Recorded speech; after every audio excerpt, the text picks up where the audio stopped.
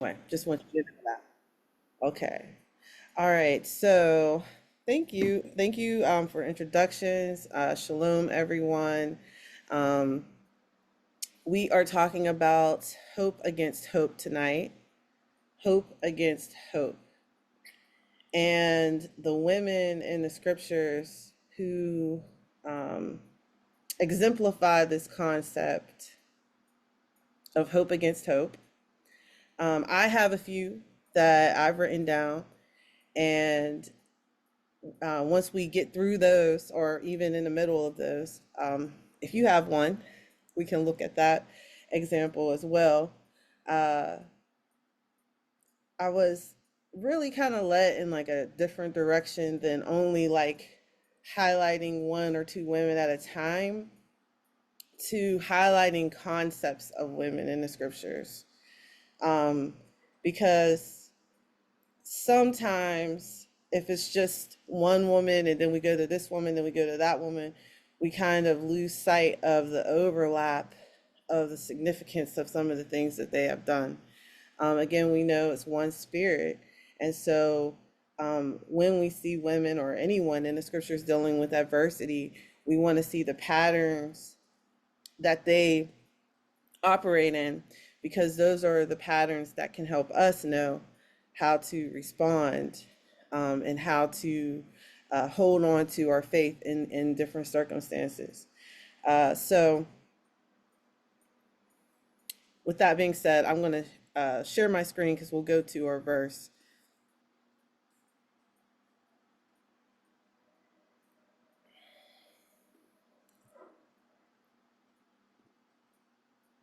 Okay, everyone should see my e-sword, I hope. Okay, we are going to Romans. Romans, what is the verse? Hold on.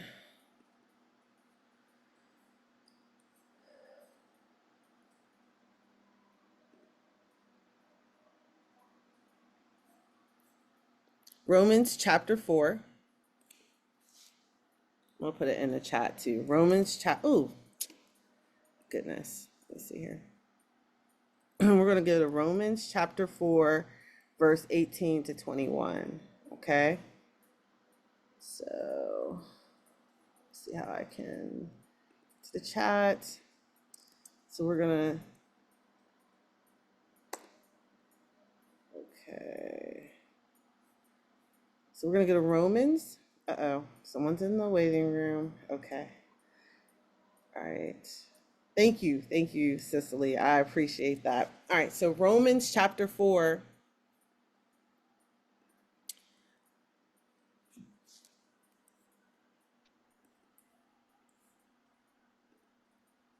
verses 18 to 21. Okay. Romans chapter 4, verses 18 to 21. Let me pull up. Let's do it out of the KJV. Okay. So I'll just go ahead and read it. All right. So Romans chapter 4, 18 says, "Who against hope believed in hope, that he might become the father of many nations, according to that which was spoken, so shall thy seed be. And being not weak in faith, he considered not his own body now dead, when he was about 100 years old, neither the deadness of Sarah's womb.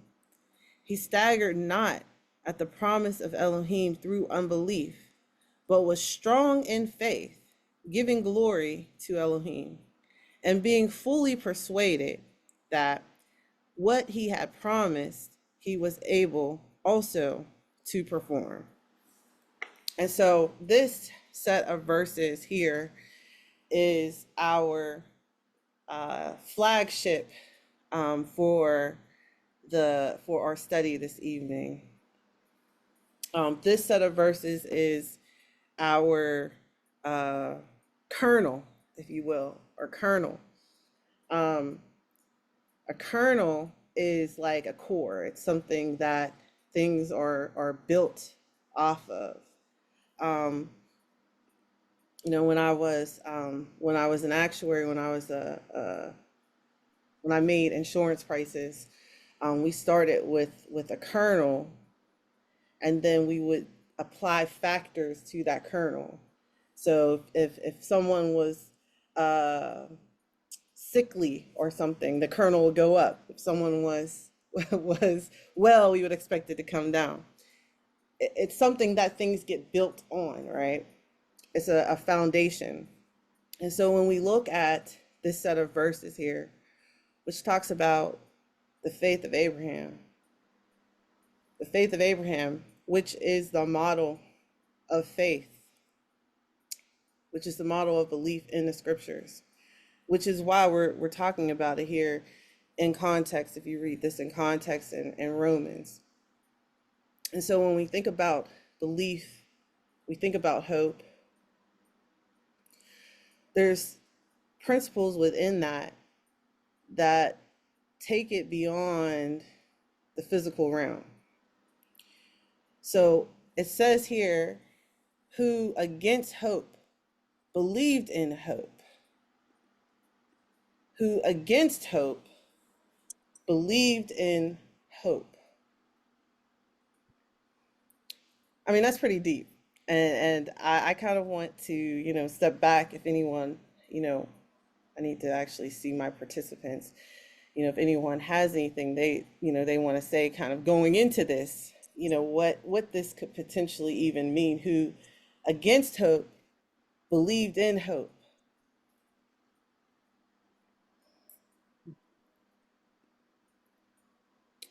If you want to raise your hand, you can.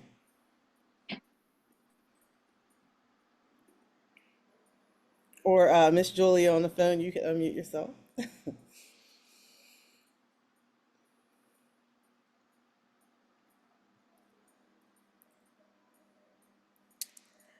Okay, all right. I don't see anyone raising their hands, so I'll just keep going. Um, so whenever I look at this, these set of verses, hope. Does anyone know? Did someone write in the chat? Let me see. When it looked like it couldn't happen. Okay, thank you. Hallelujah. When it looked like it couldn't happen, he kept on. What does it say? What is this? Why isn't when it looked like it couldn't happen, believed it would happen. I love that. Yes. Right? So there are, I mean, honestly, there's probably more than two types of hope. But there's a hope like if I go outside and I have a raised bed and I have all the most nutrient rich soil, um, all the fertilizer, all organic, there's water, there's sun, and I plant a seed in that, and the weather's perfect and it gets enough water. I have hope that this seed is going to grow, right? But it also has a lot of potential for the growth because it has everything it needs, right? But if you plant that same seed in the sand with no water, with no nutrients, it would take a supernatural type of a hope to expect that there would be a harvest, right?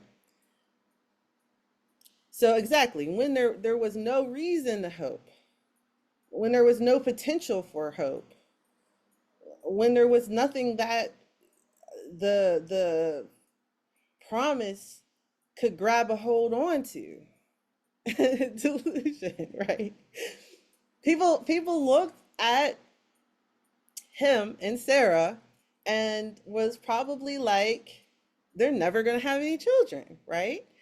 Um, on the outside, that's what it looked like. It had gone over the time. The time had passed. The ship had sailed, right? There was no redoing anything to make that happen. Um, so he hoped against even the natural hope, right? He had a natural hope, and you if you when you read the account, he even pleads with the Most High, and he says, "Go ahead and accept Ishmael. Why can't we just accept him? He's here, right?" Um, this is the natural hope. This is the natural hope, right? I have a son. You know what I mean? Accept him, right? But the Most High says, no, it's not going to be that one. There's going to be a supernatural hope involved. And so when we're looking at this level of hope and this level of faith, it's something that it supersedes anything we do with the Most High. Touches the supernatural. It touches uh, the heavenlies, right? We cannot hold the Most High and His promises and our hope in His promises to the things that we can calculate within our own rational mind. Because is that really hope? So when I look at what hope even is, I thought about it in the relationship of hope to faith. The way that I can see it within the words in the scripture is that faith is a persuasion. It's more than just a knowledge of something, but it's a persuasion of it. Um, I could have a knowledge that, just a general knowledge, that this chair is going to hold me up, but you could tell that I'm persuaded by it because I trust sitting in it, right? And so when we can, so the point is this, that we can have a knowledge of the Most High, of Yahweh, but are we walking in a persuasion of it? Because walking in a persuasion of that knowledge is the core of what faith really is. Hope, and again, there could be many ways of looking at this, but when I'm looking at it, hope is faith that's accompanied with joy and waiting, because you don't really hope for something you already have. You hoped for that thing. There's a past tense with it. A hope is, I have a knowledge and a persuasion. I'm fully activated in that thing. I'm fully sitting in that thing, right? I'm fully trusting in that thing, but I have to wait in order to have that thing. I mean, you could think about faith as hope as being a future thing, because even whenever we see Peter walking on water, he's doing something in the present time, right? And so that's requiring a present faith, right? Um, and so we can see that faith definitely is something that we walk in at present. Um, but hope is like, I know there's a promise that's awaiting me. I have a situation that I'm waiting on the Most High to resolve, but I have to wait for that thing. And so we talk about, I'm so happy Lady Bailey is on, because one of the things we spoke about in our, I don't know what year ATB that was, but we talked about the like different postures of prayer, is that we're waiting on that thing. We may have prayed about it, and we're waiting on that thing, and we have a sense of joy behind it. Okay, I want to kind of start looking at some of the examples of the women in the scriptures, but I do want to make room for anyone who has any additions uh, to what I said before we move on?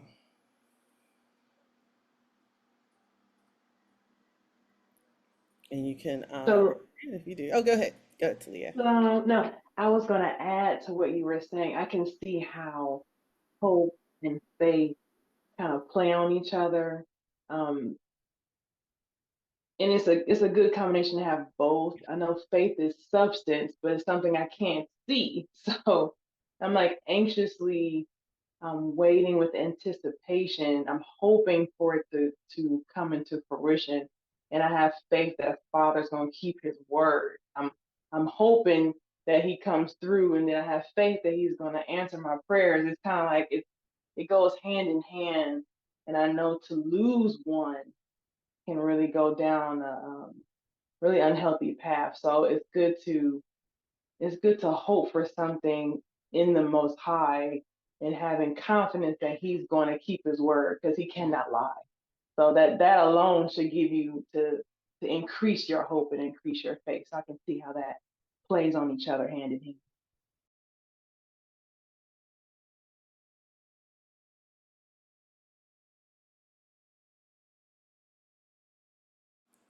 I had muted myself so so you wouldn't have any feedback. But yeah, and I mean, with with with faith, it can be something that's present. It could be something, but hope is normally something that is a future type of a thing. Um, where now you got to have the faith, to wait to get to that point where to reach that thing that you've been hoping for. Um, and so yeah, like you have to me at least, in order to hope in what the Most High has for you, you must have faith. You must have faith.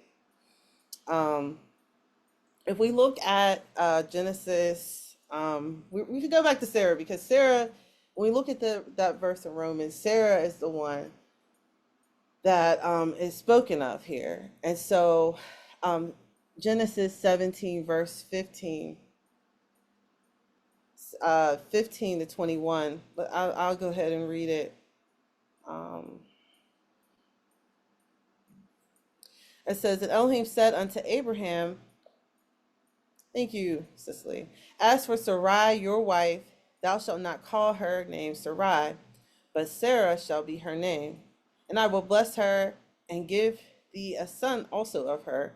And ye, I will and yea, I will bless her, and she will be a mother of nations, kings of people shall be of her. Then Abraham fell on his face and laughed, and said in his heart, shall a child be born unto him that is 100 years old? And shall Sarah that is 90 years old bear? And Abraham said unto Elohim, oh, that Ishmael might live before thee. And Elohim said, so Sarah thy wife shall bear thee a son indeed, and thou shalt call his name Isaac, Yitzhak. And I will establish my covenant with him for an everlasting covenant, and with his seed after him. Okay, so I kind of went down to um, the 21, the 21. Uh, So I think that's fine just starting. We'll go ahead. And as for Ishmael, I have heard thee. Behold, I have blessed him and will make him fruitful and multiply him exceedingly. 12 princes shall he beget, and I will make him a great nation. But my covenant will I establish with Isaac, which Sarah shall bear unto thee at this set time in the next year. And so I just want to kind of focus on the fact that with Abraham, it's not going to happen right away, right? It's not going to happen right now, but at this set time in the next year, right? And so here in these verses, we could see, that she's 90 years old, that Yah is making this promise unto Abraham, and we can see that before where's this at here? Um, Someone is unmuted. Let's see. Okay, just muted you. Sorry. It just was a little bit of feedback there. Um, Let me go back to my. I just want to pull up his what his name means. Um, Isaac, which means laughter, right? Um, that even within his prophesied name comes this laughter word, um, which could be to laugh outright in merriment or in scorn, right? To laugh, to mock, to play, to make sport. And I think about that verse in Proverbs, which talks about the woman of Proverbs, that she laughs at the future, right? Um, she's able to have an expectancy that what Yah said, he's going to perform that. He's going to carry out his work unto the day of the Messiah, right? And so I just see these connections, right? It just seems like everything just kind of goes together. But the Most High is setting up. I don't want to say a test, but he's setting up something for Abraham. He is setting up a test. He's setting up a test for Abraham, and he's saying, this is going to happen. And he's also kind of giving him a way to be and to behave until he gets there, right? It's something light, right? I think about some of the things when I've gone through in my life. I can't say that I'm a patient waiter. I cannot say that about myself. Um, and that's something that needs to be worked on, right? But when we're waiting in patience, and we have like a lightness about ourselves, I believe that's the type of hope, that we need to have when it comes down to the things that the Most High has promised to us. All right, let's go ahead to Genesis. Cicely, if you got me on this, thank you. Genesis chapter 18, verses 11 through 15. So we're still on Sarah. And it says, now Abraham and Sarah were old and well stricken in age. And it ceased to be with Sarah after the manner of women. So in this time, before there's all kinds of science that people have come up with, this is the end, right? She's well stricken in age, old. And it ceased to be with her after the manner of women. She's 90 years old. Uh, Therefore, oh, I'm sorry. I wrote down this verse because I really wanted to talk about it. But therefore, Sarah laughed within herself, saying, after I am waxed old, shall I have pleasure, my Lord old also? And Yahweh said unto Abraham, wherefore did Sarah laugh, saying, shall I of a surety bear a child which am old? And he says, is there anything too hard for Yahweh? At the appointed time I will return unto thee according to the time of life, and Sarah shall have a son. In this verse here it says, is there anything too hard for Yahweh? Is there anything too hard for him? I think that whenever there's a promise that's being made, and we're not able to uh, rejoice or have that joy of waiting in Yah until we reach our expectancy. I think that means that we think that there might be some potential that there's something too hard for the Most High to do. Um, if we know and realize that nothing is too hard for him, that's where we get that faith that can move mountains. Um, Yeshua talks about like the faith of a mustard seed, the faith of a mustard seed. Well, that thing is small. I mean, if you've ever seen a mustard seed, it's a little tiny seed, right? But it doesn't stay small. It doesn't stay small. it grows up into a huge tree. And so, if we have this understanding that there's nothing too hard for the Most High, that He is indeed the creator and sustainer of the heavens and the earth and everything, then as we're waiting for the thing that He promised that He was going to do, we understand that He is faithful to perform that thing. He's faithful to complete His promise to us. And so Sarah, she actually lived this out, because if you think about her conceiving, now not only has she experienced the beginning of that process, but now she has to go through 40 whole weeks of the incubation period, of the child growing period, um, of not really knowing what to expect, period, right? And then she ends up having the child, right? And so the process of hope, one of those things is exemplified in the process of childbirth, the process of pregnancy. If we look at that verse, which has been totally, everyone uses it in Jeremiah 29 verse 11. I'm gonna go there. 29 verse 11, which says, "For I know the thoughts I think towards you, thoughts of peace and not of evil, to give you an expected end." When we think about that expectant end, and we think about even the word for hope, one of the words for hope being tikva, the word for hope being tikva here, it's expectancy. It's expectancy, right?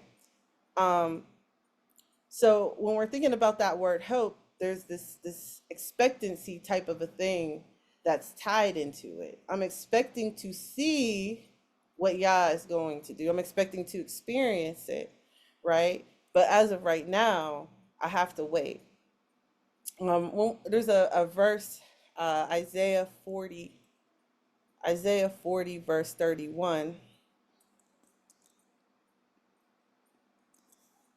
in the chat. Isaiah 40 verse 31, which says, "But they that wait upon Yahweh shall renew their strength. They shall mount up on wings as eagles. They shall run and not be weary, and they shall walk and not faint." Um, that word to wait upon Yah is the word kavah, which means to look patiently, to wait for. Uh, it's looking towards. Uh, there's a word like another word, gathering together, right? All of these things are coming together, converging upon an expected end, right? But we have a process that we have to go through, and that process we can't succumb to that process. We got to make it through that process to get to that expected end. So I want to kind of pause and ask anyone if you have anything that you'd like to add before we go on, because we do have some other examples. Um, but I want to make sure to give everyone an opportunity that if you would like to participate, you are more than welcome.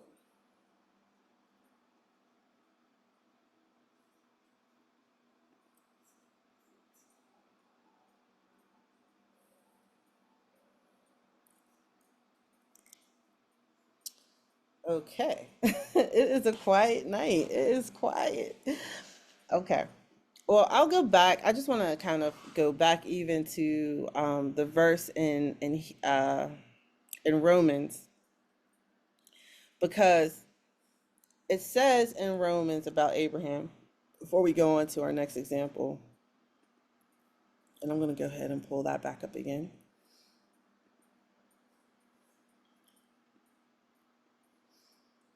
Romans 4.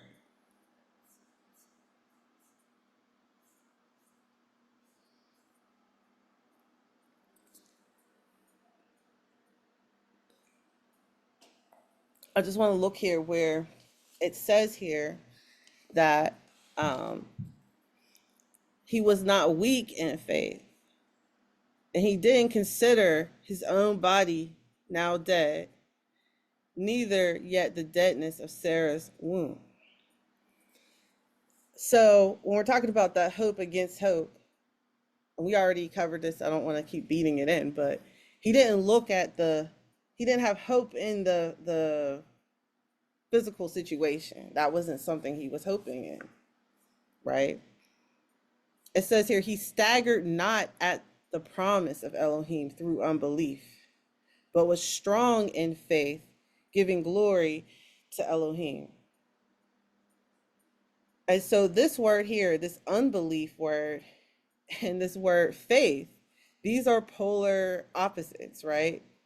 Pistis is faith in the Greek.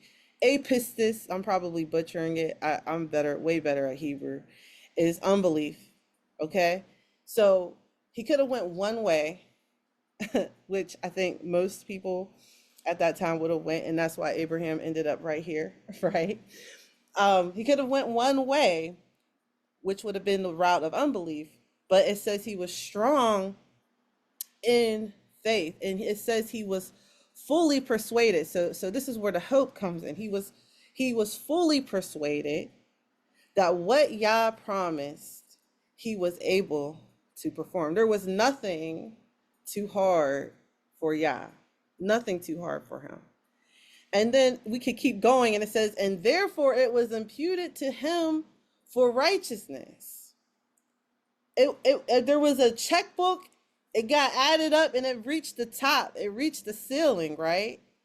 That his faith was strong enough to count him as being righteous.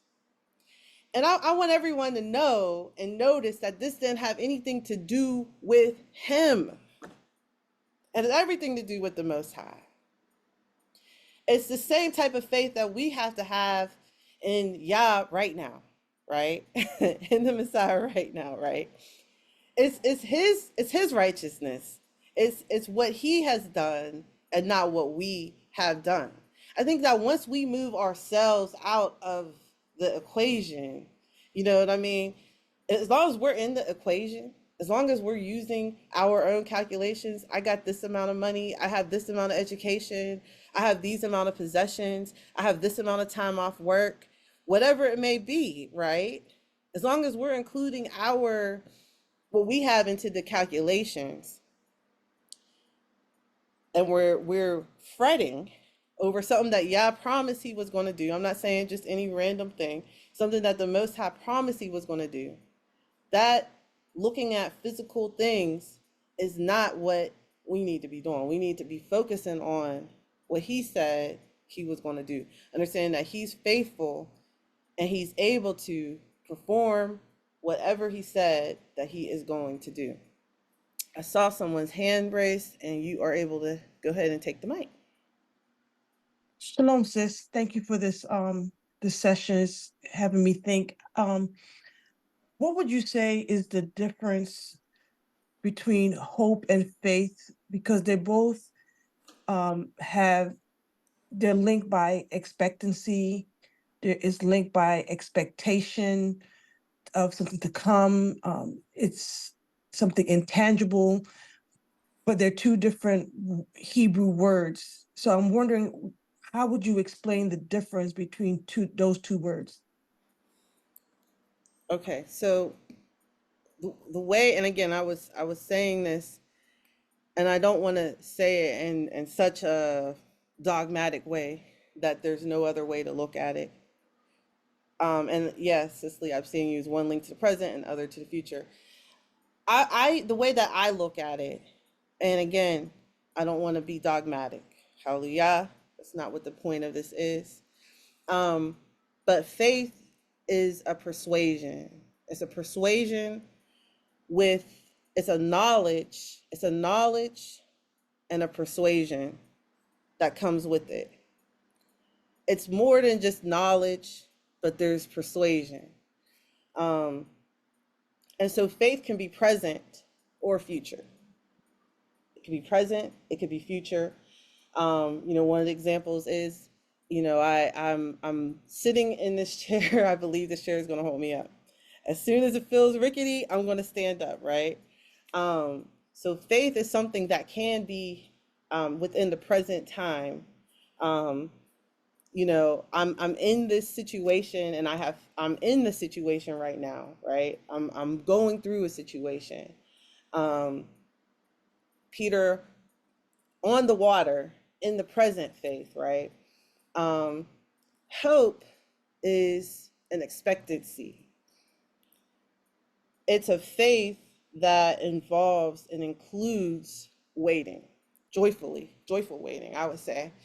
Hope, I mean, I don't know if there's a hope. I have a hope in something, but I'm like, oh my goodness, like I don't know what's going to happen. I'm so anxious about it.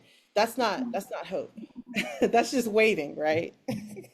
That's just saying I believe it's going to happen and I'm waiting on it, right? But a hope is I have an expectancy of what's going to happen. I'm persuaded that it's going to happen. I'm faithing every single moment that I'm waiting on that thing to happen. And so that's how I distinguish the two things. The two very connected they're very connected concepts, of course. But that's how I distinguish it. What would you say about that? Okay, I think you said something that kind of made it click for me, which is um, I'm wrapping my mind around persuasion, but I guess it's really your mindset in the midst of having faith would be the hope, right? Like as I'm waiting for something to happen that I'm praying for, my my spirit is in a place of happiness, hopefulness. Is how you're waiting in faith, I guess is the best way. That's what I'm hearing. Is that what you're saying, sis? Is how you're waiting while you're being faithful? Yes, that is what I'm saying. Okay. And I'm gonna try. Let me see if I could pull up some of the reasons for what I'm saying here, even from these verses. Let me see here. Um,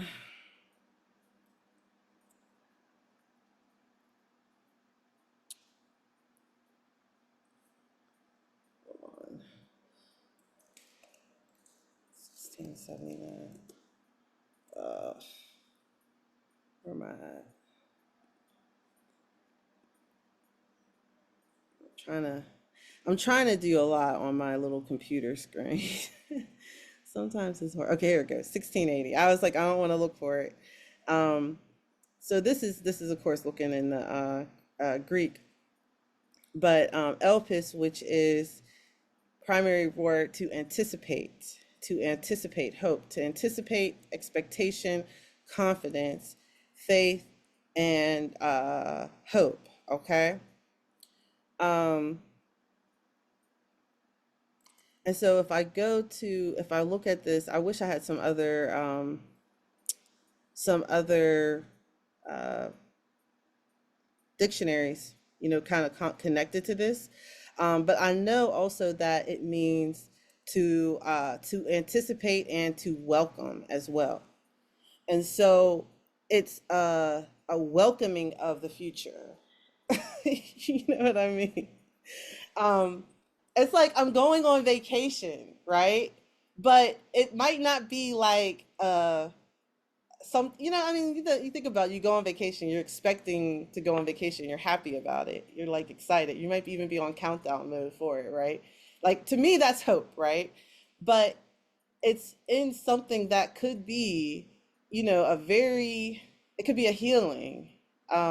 It could be like we don't have any money, but we know that the Most High promised that we gonna make it through this month, right? I don't know how it's gonna happen, but we gonna make it through the month. um it could be just whatever we might need, right, and we don't have at the present time, waiting for that thing.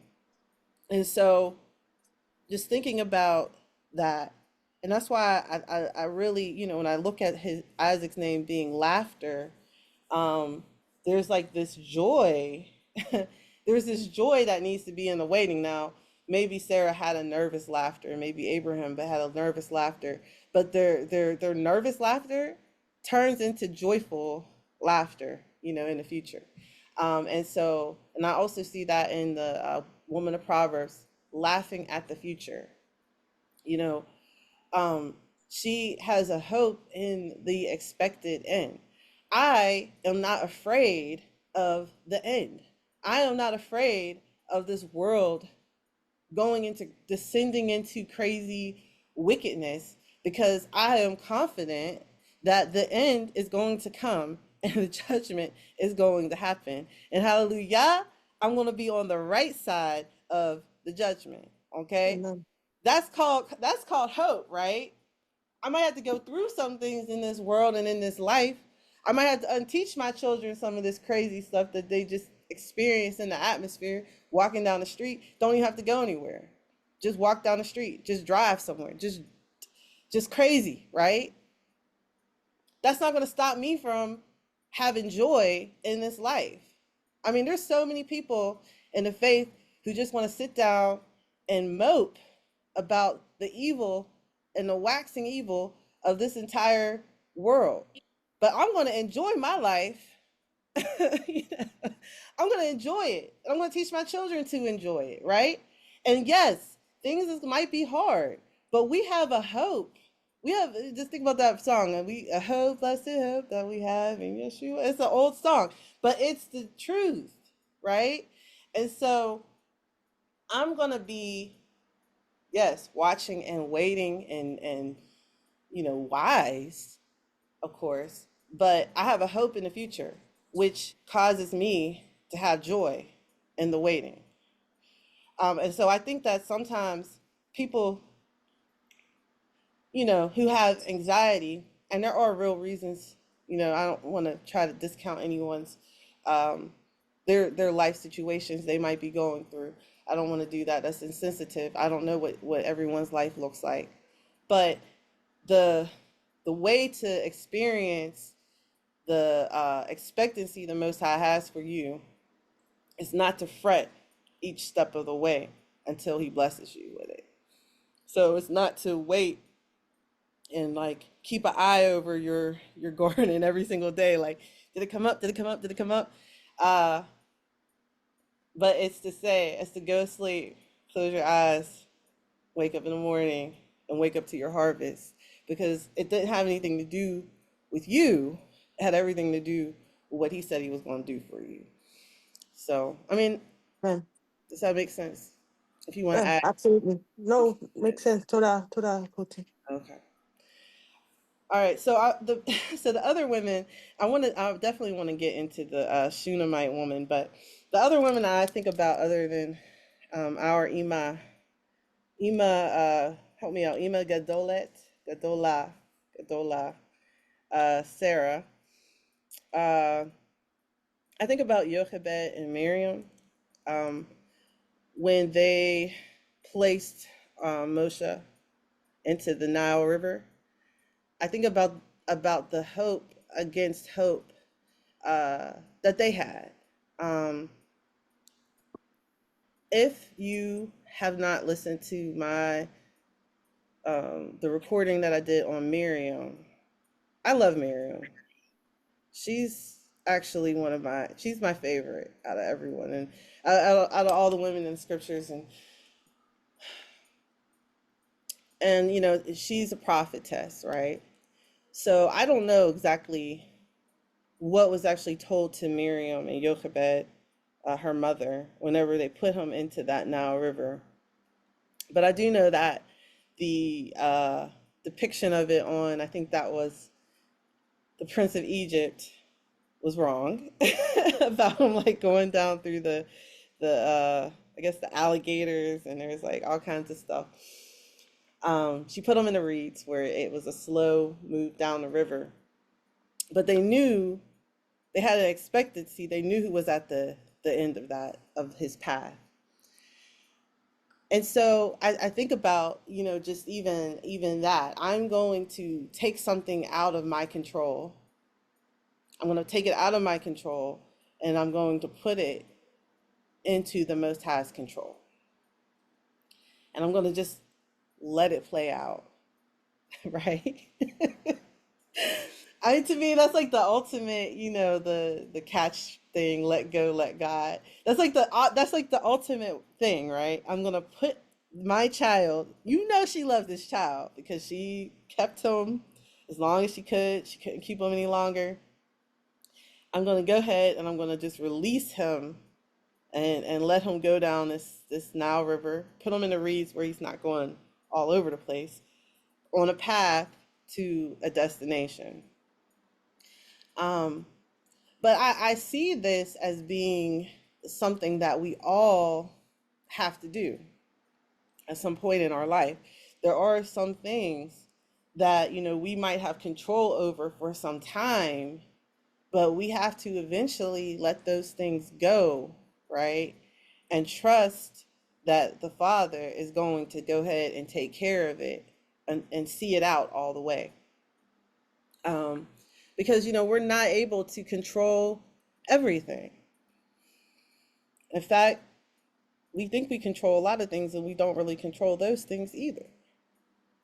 But the whole placing of Moshe into that Nile River, of him going down to uh, the Pharaoh's daughter, and then having a hope that the Pharaoh's daughter wasn't going to hand him over to be killed, right? And that she was going to have compassion on him. Um, that takes a lot, right? That takes a lot. And we can see the result of that hope being uh, Moshe Rabbeinu, the greatest, the greatest teacher outside of the Messiah of Israel, the writer of the Torah, right? Uh, amazing the impact that Moshe had. But, it was something where he had to be released before that could even be something that could be realized. And so definitely want to give a shout out. I'm sorry, I'm laughing at this. But we definitely want to give a shout out to Yochebed and Miriam for their hope against hope. Um, I'll pause. Does anyone want to say anything about that before we go on to the next one? The next one I want to give a shout out to. I'm laughing at my words.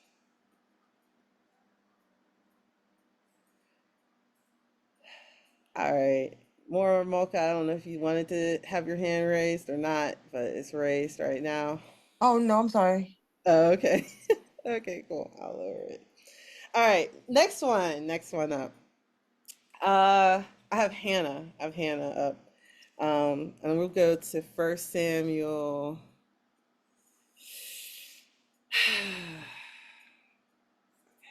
Let's go here. First Samuel chapter 1.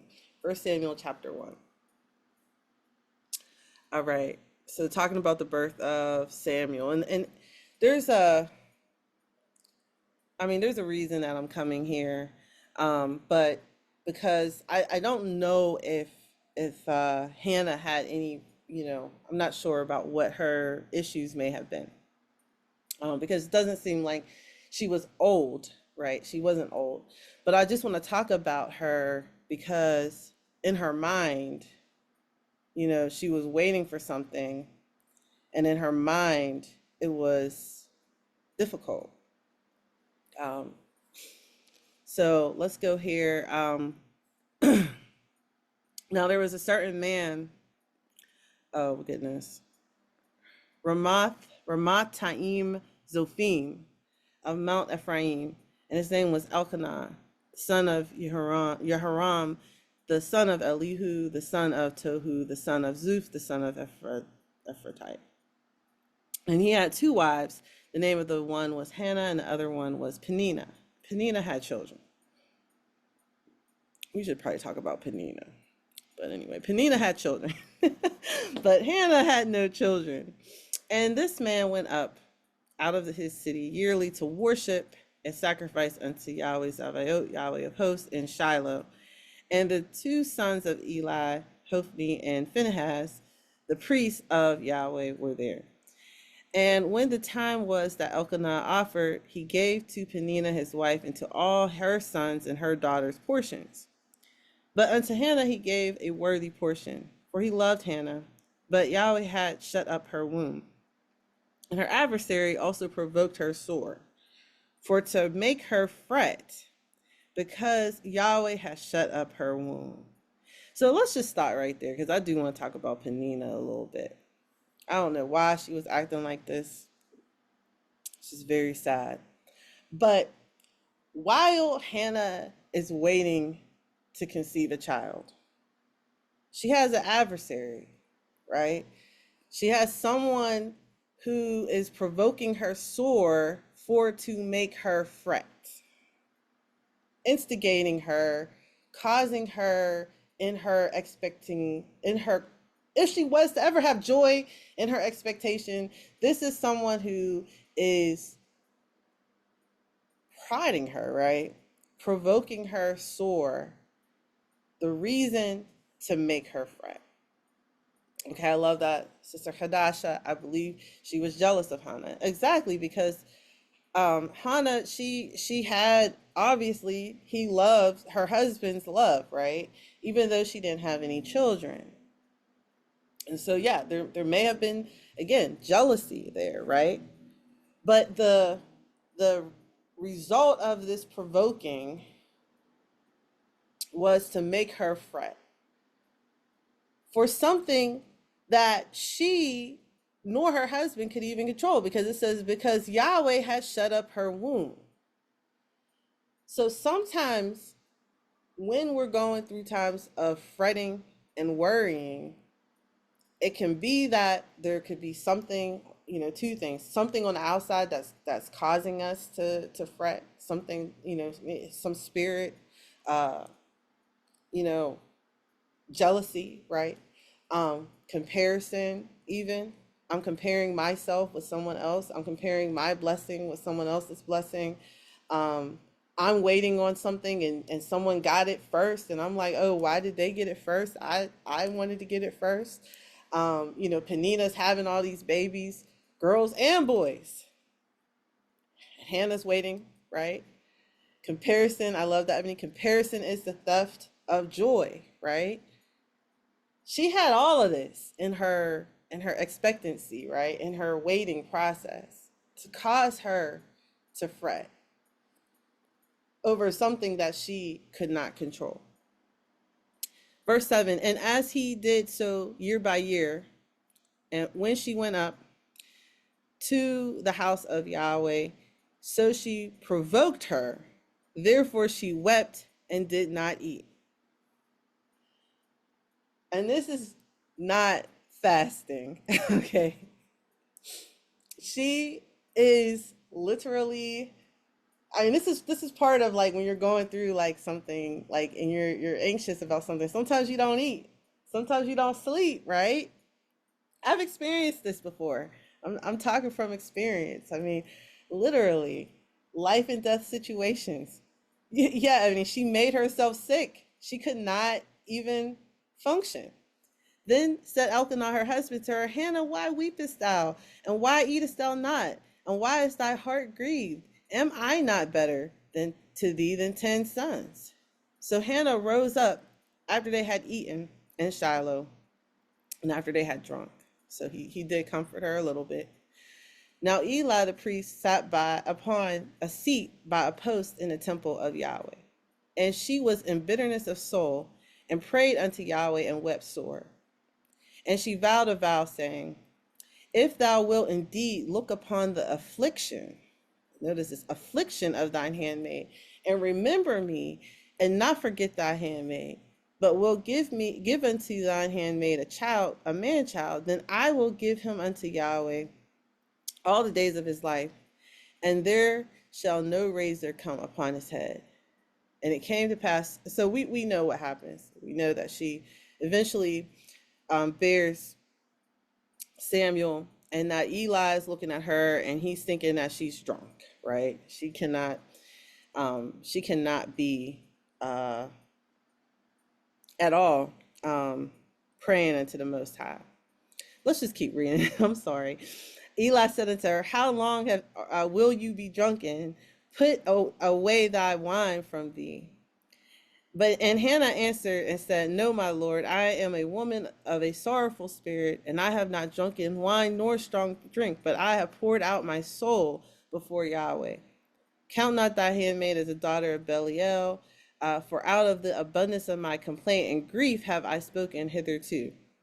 Then Eli answered and said, go in peace, and the Elohim of Israel will grant thee thy petition that thou hast asked of him.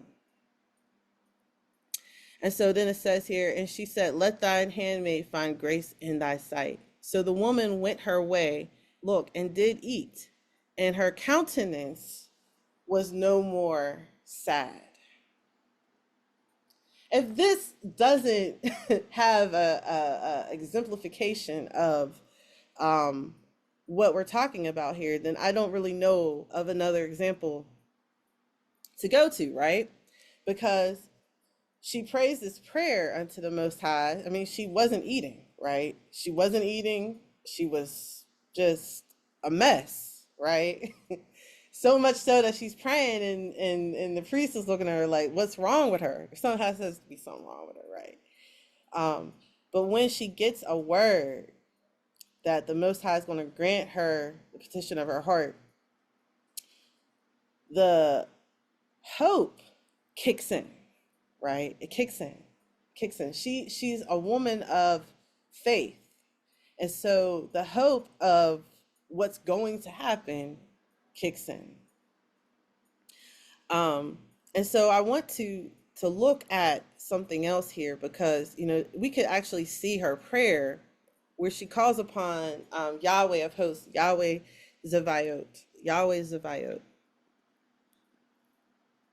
I don't know why it goes all the way up when I click on that, but of course the Yod He Wah He, Yahweh's holy name, and then Zevayot, mass of persons, especially organized for war, an army, by implication a campaign, literally or figuratively, specifically hardship or worship, appointed time, army, battle, host. And so I just want you to see that, again, actually, until we start getting into these books, this is where the title for the Most High, Yahweh Zavayot, she's actually the first person who even calls him that. Yahweh Zavayot, Yahweh of hosts. I need a whole army here. I need an army of your power right here, right? I think when we are in a place of trying to of working on, or praying about, or figuring out something that is outside of our control, understanding that we really need the power of the Most High present to help us get through whatever is blocking. I think about on the spiritual realm, whatever is blocking that access to whatever the Most High has for us. We want Yahweh Zevayot to come in and to destroy all of those strongholds. Whatever is prodding at us, causing us to be weak in our faith, we need him, the Most High of armies, to come in and to break down all of those strongholds. And so we could see that Hannah's prayer, she's not calling upon even his provision. Yahweh Yireh, Yahweh Yireh. She's not calling on the healer, Yahweh Rapha. She's calling on Yahweh of hosts, of armies, to come, whatever strongholds there are, to break those things up and to grant her the request that she's making of him. Not for her own self, but she says that she's going to give this child back to the Most High. And again, Samuel, I mean, there's a whole, we're reading the book of Samuel, right? it's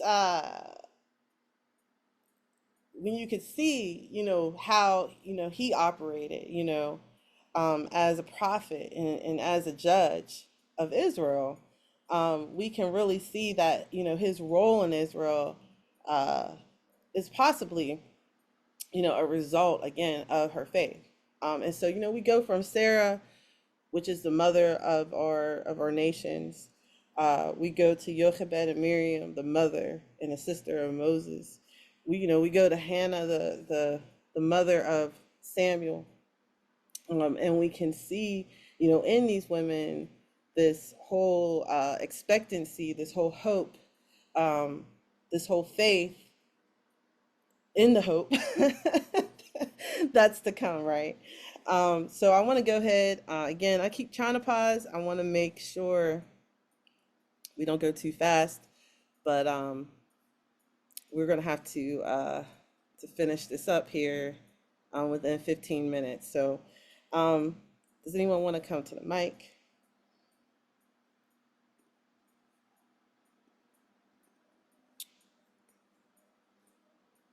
I keep I keep stopping.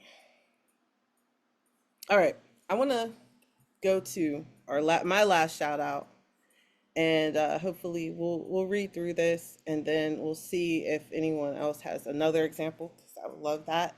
But I want to talk about the Shunammite woman, the woman of Shunem. So this is kind of long.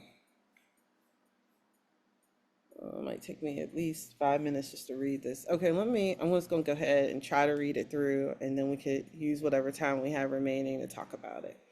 All right. And it fell on a day that Elisha passed to Shunem, where there was a great woman, and she constrained him to eat bread. And so it was that as often as he passed by, he turned in thither to eat bread. And she said unto her husband, Behold, now I perceive that this is a holy man of Elohim, which passes by us continually. Let us make a little chamber, I pray thee, on the wall, and let us set for him there a bed and a table and a stool and a candlestick. And it shall be when he cometh to us that he shall come, that he shall turn in thither. And it fell on a day that he came thither, and he turned into the chamber and lay there. And he said to Gehazi his servant, Call this Shunammite. And when he had called her, she stood before him. And he said unto him, Say now to her, Behold, thou hast been careful for us with all this care. What is to be done for thee? Wouldest thou be spoken for to the king, or to the captain of the host? And she answered, I dwell among my own people. And he said, What then is to be done for her? And Gehazi answered, Verily she hath no child, and her husband is old. And he said, Call her. And when he had called her, she stood in the door. And he said, About this season, according to the time of life, thou shalt embrace a son. And she said, No, my lord, thou man of God, do not lie unto thy handmaid. And the woman conceived and bare a son in that season that Elisha had said unto her, according to the time of life. It's very similar to Sarah. And when the child was grown, it fell on a day that he went out to his father and to the reapers. And he said unto his father, My head, my head. And he said to a lad, Carry him to his mother. And when he had taken him and brought him to his mother, he sat on her knees till noon, and then died. And she went up and laid him on the bed of the man of Elohim, and shut the door upon him, and went out. And she called unto her husband and said, Send me, I pray thee, one of the young men and one of the asses, that I may run to the man of Elohim and come again. And he said, Wherefore wilt thou go to him today? It is neither a new moon nor Sabbath. And she said, It shall be well. Then she saddled an ass and said to her servant, Drive and go forward, slack not thy riding for me, except I bid thee. So she went and came unto the man of Elohim to Mount Carmel. And it came to pass, when the man of Elohim saw her from afar off, that he said to Gehazi his servant, Behold, yonder is that Shunammite. Run now, I pray thee, to meet her, and say unto her, Is it well with thee? Is it well with thy husband? Is it well with with the child? And she answered, It is well. And when she came to the man of Elohim, to the hill, she caught him by the feet. But Gehazi came to thrust her away. And the man of Elohim said, Let her alone, for her soul is vexed within her. And Yahweh hath hid it from me, and hath not told me. Then she said, Did I desire a son of my Lord? Did I not say, Do not deceive me? Then he said to Gehazi, Gird up thy loins, and take my staff in thy hand, and go thy way. If thou meet any man, salute him not. And if any salute thee, answer him not again. And lay my staff upon the face of the child. And the mother of the child said, As Yahweh liveth, and as my soul liveth, I will not leave thee. And he arose and followed her. And Gehazi passed on before him, and laid the staff upon the face of the child, but there was neither voice nor hearing. Wherefore he went again to meet him, and told him, saying, The child is not awakened. And when Elisha had come into the house, behold, the child was dead, and laid upon his bed. He went in therefore, and shut the door upon them both, and prayed unto Yahweh. And he went up and laid upon the child, and put his mouth upon his mouth, and his eyes upon his eyes, and his hands upon his hands. And he stretched out himself upon the child, and the flesh of the child waxed warm. Then he returned and walked in the house to and fro, and went up, stretched himself up. And the child sneezed 7 times, and the child opened his eyes. And he called Gehazi and said, Call this Shunammite. And he called her. And when she was coming to him, he said, Take up your son. Then she went in and fell at his feet, and bowed herself down to the ground, and took up her son, and went out. Okay, sorry, that was a long account. But let me text his key to open the door. That was a long account, but you can see here that there's the verse about which speaks about the Most High completing the good work that he began. And so he starts this thing, and he gives this woman something that she didn't even ask for, right? But she knows the source of where it came from, right? And so the child dies, but she's not talking to anyone about the situation except for the prophet, the man of Elohim, who could actually intercede and fix the problem. It would be one thing if the child died and she called her husband and said, okay, it's time to dig a hole to bury him, right? But that would be working in the natural. She had a hope that all this, no matter how bad it looked, right, that it was not going to end this way.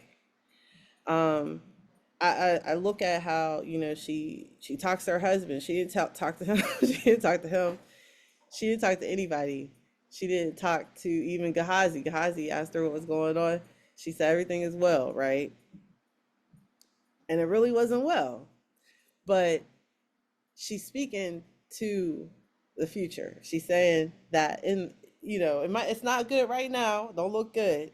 But she had a confidence and a hope that the Most High wasn't going to do her evil, wasn't going to deceive her. Even she said, I said, don't deceive me, right? But that he was going to end up blessing her in the end, that this was going to be a complete blessing for her. All right, I want to end. I know it's abrupt to end right there like that. But I do want to just leave some time to kind of, if anyone wanted to say anything or talk about these things, or if you have another example that you would like to bring up, um, you're able to come to the mic.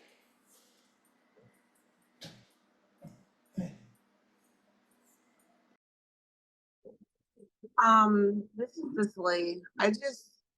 I guess my conclusion in the matter is that we all have faith in the Most High. Like, it's no doubt that the Most High is working, but how He works is kind of like, I mean, I hope.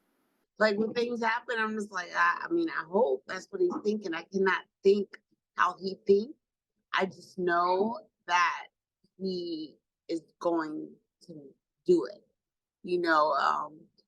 So I don't know. I kind of like am getting that same the idea that don't worry too much. Don't have anxiety of what's going on in front of us and and what's happening, and just have faith in the Most High that it's gonna work. It's gonna work itself out. Um, and yeah, that's my conclusion. I don't know that I got from it all, but I like that because the verse that came to my mind is that verse of Philippians. Do not be anxious about anything, but in everything by prayer and petition, with thanksgiving, present your requests to Yah, and the peace of Yah, which transcends all understanding, will guard your hearts and your minds in Yeshua. Um, that's a verse that I memorized because stuff is going to happen. It's going to happen. It's like, there's when I look at these women, it's like things is going some, I mean, depending on what that thing is that you're waiting on, and also how long you're waiting on it. But circumstances are going to happen that cause you to be like, oh wait, is this really what's going to happen? Uh, People might say things to you that's going to cause you, or in your natural mind, to potentially have doubt or to waver, right? Not everybody, can catch your vision. Not everybody has your vision. It's not for them. They're not able to even understand it, right? If she would have said to her husband, "Our son died just right now in my arms," uh, and then she's gonna continue to go on, he's gonna be like, "Don't bother that man." He even was saying, why are you bothering him? Like, it's not a Sabbath, it's not a new moon. What's going on? Now, if she would have said something like that, he might have been like, do not bother that man. Like, let's go ahead, let's bury the son, let's try again. You know what I mean? But that would have been working on, the natural and not on the spiritual. It says we have some really amazing examples from our emas of the past to draw strength from. And that's the truth. I mean, even the example of Abraham, he has, he didn't do that by himself. The example of Abraham includes also the faith of Sarah. Um, and all of these leaders and examples that have come out in the scriptures, um, they all had some sort of adversity in the process of their birth. Um, they weren't born in the lap of just natural things, but of the supernatural. Okay, so it's 9:29. I do want to end on time if we're able to. Um, so I don't want to say anything else, but um, I guess would you like to be done? I'll close us out in prayer, and then we can be done. Okay, everyone okay with that? Amen. Toda koti. Okay. All right. It's so quiet tonight. I don't know. No, I It's, think it's just me, maybe. when you give a good lesson, quiet could be a good sign. But I Okay. think I think Hannah was a perfect example of hope. Like that was a perfect illustration of how her spirit changed, her mood changed once she received that word from Eli, right? That she no longer was sad, she was probably eating and so on and so forth. So that was like a perfect example. Put out Yeah. for the study, Akoti. Appreciate it. Yeah, I mean, it's time to get up, and once you believe in that promise, you're gonna eat, you're gonna drink, you're gonna Mhm. live your life, you're gonna go to the grocery store, you know what I mean? You're gonna enjoy your life. You're gonna enjoy the park, you're gonna go to the ocean, enjoy the ocean. You're gonna literally Amen. live, right? And Amen. not fret while you're waiting on whatever it is that Yah said he's gonna do for you. I need to learn that. I need to learn that. I'm glad Amen. you're recording this. So when I'm going through my next thing, I can go ahead and listen to this again. Um, Amen. we all need a reminder. I think we do. Okay. And we need people to help bear us up when we're going through. Like we're not created to do these things to live our life all by ourselves, Amen. contrary to some people. You know what I mean? Some Amen. people think they are, and then I don't know what they do. They probably fret in their own house, in their own room. But I know that if I talk to any of the sisters on this call, I'm going through something, that you're going to encourage me, that you're not going to be like, or Sister Panina, I pray that she overcame some of those things that she had in her mind. But Amen. I pray she overcame. We don't see it in the scripture, but I pray she overcame, because she was definitely causing some problems, for Hannah. All right, so Father Yahweh, we thank you for this time you gave us. Father, we just pray that as we are living these lives, Father, we need to trust in you.